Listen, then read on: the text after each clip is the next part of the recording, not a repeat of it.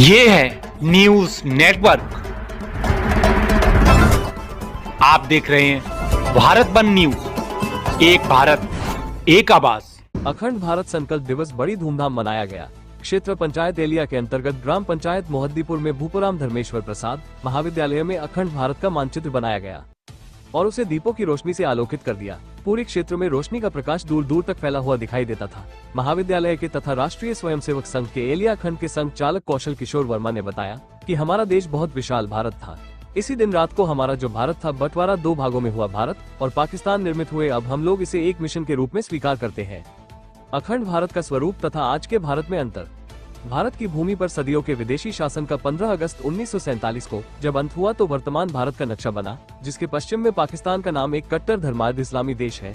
इसके पूर्व अंग्रेजों ने अपने शासनकाल में रूस से वार्ता कर 1834 से 1876 के बीच अफगानिस्तान को गंडामिक संधि द्वारा अलग देश की मान्यता दी। 1904 में नेपाल से संधि, 1906 में भूटान, 1914 में तिब्बत बफर स्टेट और इसी तरह श्रीलंका, 1935 म्यांमार, 1937 और 1947 में मालदीव भी अलग देश बना दिए गए। वास्तव में 1871 का सांस्कृतिक विशाल भारत तो इन सब राज्यों को मिलाकर ही था। उत्तर में हिमालय के पार तिब्बत पर चीन ने बलपूर्वक कब्जा कर लिया और वह हमारे सिर पर आ गया। 1947 पूर्वी पश्चिमी पाकिस्तान बना, जो 1971 के युद्ध में पाकिस्तान व बांग्लादेश के रूप में विभाजित हो गया। वास्तव में 1947 के पूर्व की हमारी एक भारत के भीतर सीमाएं अपने ही राज्यों थी। पहली बार भारत के सांप्रदायिक दुखद विभाजन से नई शत्रुता पूर्ण सीमाएं बन गई। तब से ही पाक, पश्चिम और पूर्व की ओर से लगातार भारत की सीमा में घुसपैठ होती आ रही है।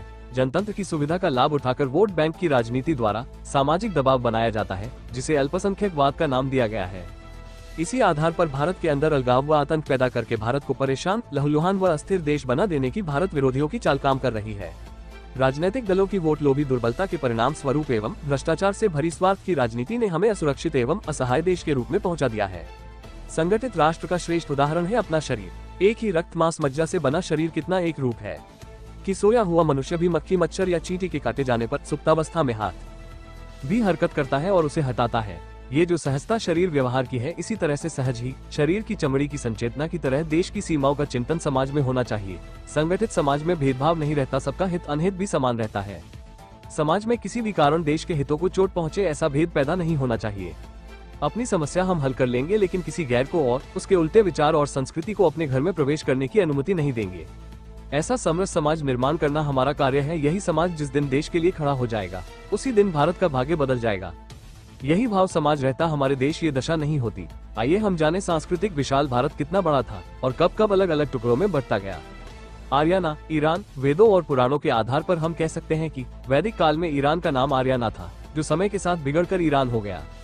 ईरान की पुरानी भाषा संस्कृति थी और आज भी ईरानी भाषा में संस्कृत के बहुत से अपभ्रंश शब्दों का प्रचलन है। इसी प्रकार गांधार, जो आज अफगानिस्तान है, महाभारत काल धृतराष्ट्र की पत्नी गांधारी, गांधार नरेश की बेटी थी। गांधार यानी अफगानिस्तान 1876 तक भारत का हिस्सा रहा है। इसी तरह नेपाल 1904 तक भारत के साथ रहा। भूटान 1906 में भारत से अलग देश बना। तिब्बत 1914 में भारत से अलग हुआ। श्रीलंका 1935 में भारत से अलग हुआ। ब्रह्मदेश, म्यांमार 1937 में भारत से अलग हुआ। पाकिस्तान 1947 में अलग देश बना। 1971 बांग्लादेश पाकिस्तान से कटकर अलग देश बना। 1947 अक्टूबर में कश्मीर की 78,500 वर्ग की मी भूमि पाक के कब्जे में। 1962 में लद्दाख की 38,000 वर्ग मी भूमि चीन के कब्जे में। 1965 कच्छ के रण का 500 मील भूभाग पाक दिया। 1973 में कच्छातीबू का द्वीप समूह श्रीलंका को दिया। 1985-86 में न्यूमो द्वीप बांग्लादेश को दिया। 1992 में 3 बीघा भूभाग बांग्लादेश को लीज पर दिया। 1947 से 2014 तक आदरणीय राहुल गांधी के परिवार की सरकार रही है।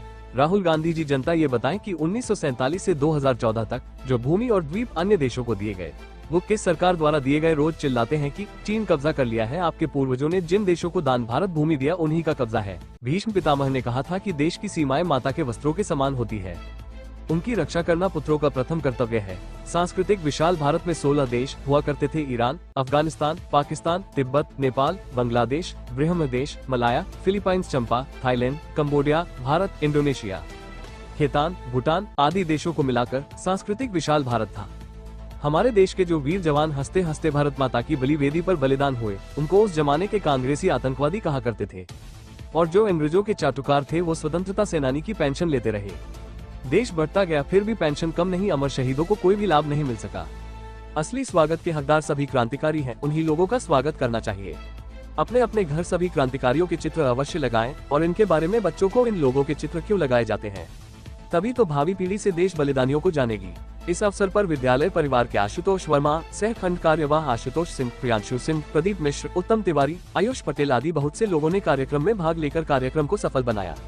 रिपोर्ट गोकरण प्रसाद, ब्यूरो चीफ, सीतापुर। अगर आप ये वीडियो YouTube पर देख रहे हैं तो हमारा चैनल सब्सक्राइब कर लें और बेल आइकन का बटन दबाना ना भूलें। और अगर आप ये वीडियो Facebook पर देख रहे हैं तो हमारे पेज को लाइक जरूर करें।